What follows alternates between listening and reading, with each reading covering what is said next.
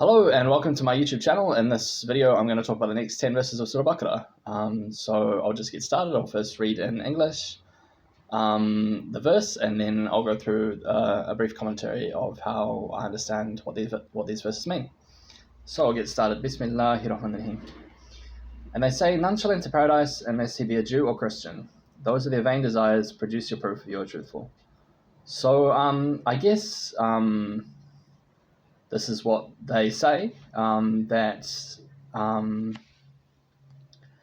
shall go to paradise unless they're Jewish or Christian. And this verse is essentially challenging that notion, saying, where's the proof? What evidence do you have for this assertion, right? And in the next verse, nay, whoever submits his whole self to God and is a doer of good, he will get his reward with his Lord. On such shall be no fear, nor shall they grieve. So essentially, this is saying that Jannah is promised to those who submit themselves to Allah, and who are muhsin, doers of good. And basically upon these people, they shall have a condition about themselves. They shouldn't have any fear, and they shouldn't be sad as well, right? So the next verse, the Jews say the Christians have naught to stand upon, and the Christians say the Jews have naught to stand upon. Yet they profess to study the same book. Like unto their word is what those who know not, but God will judge between them in their quarrel on the day of judgment. So essentially, this is what they say about each other. They each say that the other doesn't know what they are talking about, or that they are not on the right guidance. But they both profess to study the same book, right? So basically, this is saying to us that God will be the judge of what the truth really is, right? So the next verse, and who is more unjust than he who forbids that in the places of worship for God's name should be celebrated, whose zeal is in fact to ruin them. It was not fitting that such should themselves enter them except in fear. For them is nothing but disgrace in this world, and in the world to come an exceeding torment. So basically, this is a warning to those who strive to go against Allah in the places in which Allah's name is celebrated. They should enter these places in a state of fear. And in this world, they are disgraced, and in the next world, they are essentially not going to be rewarded as well, right? So the next verse, to God belong the east and the west. Wherever you turn, there is the presence of God, for God is all-pervading, all-knowing.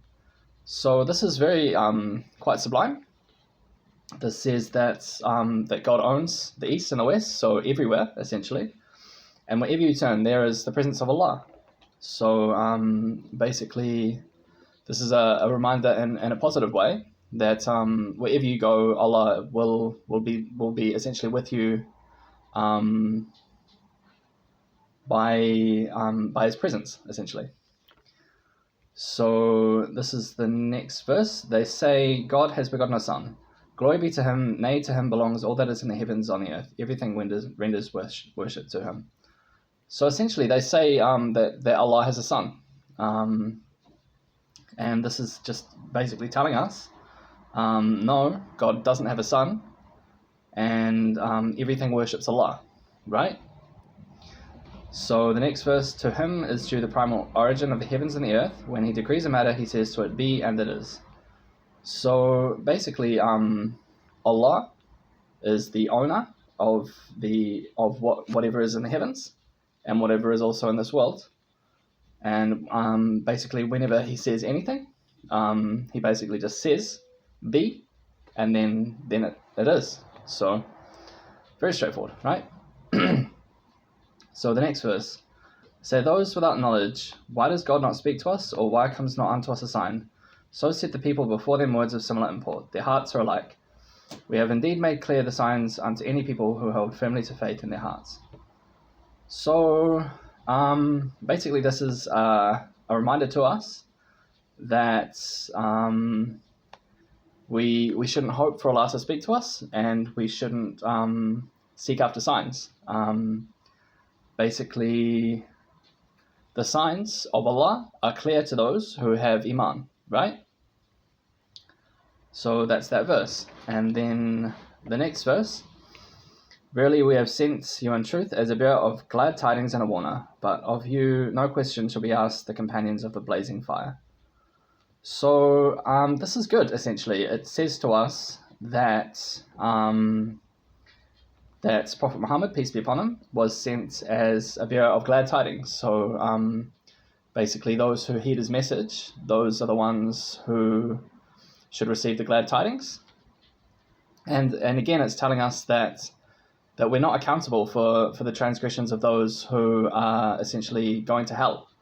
So I guess this is also further reminding us that all we can do is follow in Muhammad's peace be upon him, his footsteps, and warn.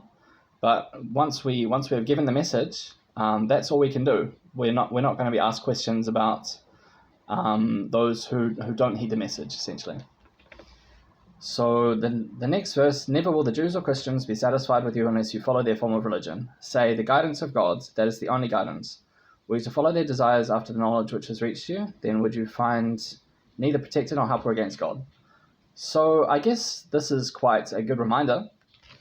Basically, the Jews and the Christians, they want us to return to their religion, and we need to be careful about this. And it's also a reminder that even if we did go back to our old religion, if it was Christianity or Judaism or whatever, this wouldn't be fruitful. It wouldn't help us. We would have no helper against God. Once we've taken on the Shahada, this is our religion now. So that's what this verse is telling us. And that's everything that I have to say about these next 10 verses. So stay tuned for more, and hopefully you're gaining something good from these videos. Thank you very much. Cheers.